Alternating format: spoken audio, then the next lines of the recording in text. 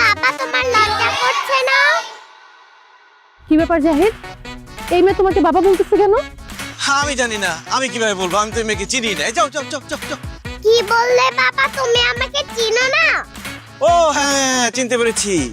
ও হচ্ছে আমার বড় ভাইয়ের মেয়ে। মানে আমি অনেক আদর করি তো, অনেক চকলেট দেই, অনেক আইসক্রিম দেই, এই জন্য আমাকে বাবা বলে ডাকে, আদর করে।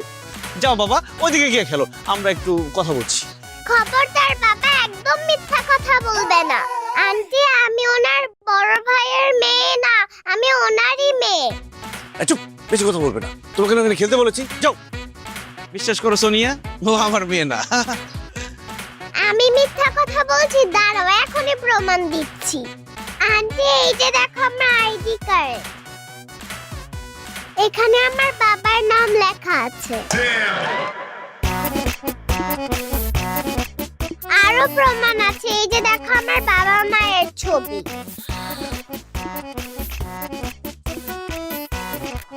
জাহিদ, ওর মায়ের সাথে এই ছবিটা তো তোমার, আর আইডি কার্ডের ভিতরে ওর বাবার নাম লেখা জাহিদ হাসান। জাহিদ হাসান তো তুমি, তার মানে তুমি বিবাহিত, এই মেয়ে তোমার।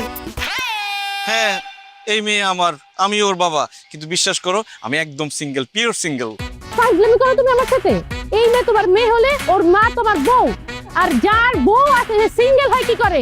কিন্তু আমার বউ তো। চুপ, আর একটা কথা বলবে না। I hate you. অসভ্যই তোর ফালতু থাকার কত বড় সাহস, এত বড় একটা মেয়ে থাকতে সে বলে সে নাকি সিঙ্গেল। খবরদার, আজকের পর থেকে আমাকে কোনোদিন ফোন দিবি না, আমাকে কোনোদিন মেসেজ দিবি না। যদি দেশ করে আমি জুতো দিয়ে পিটাবো।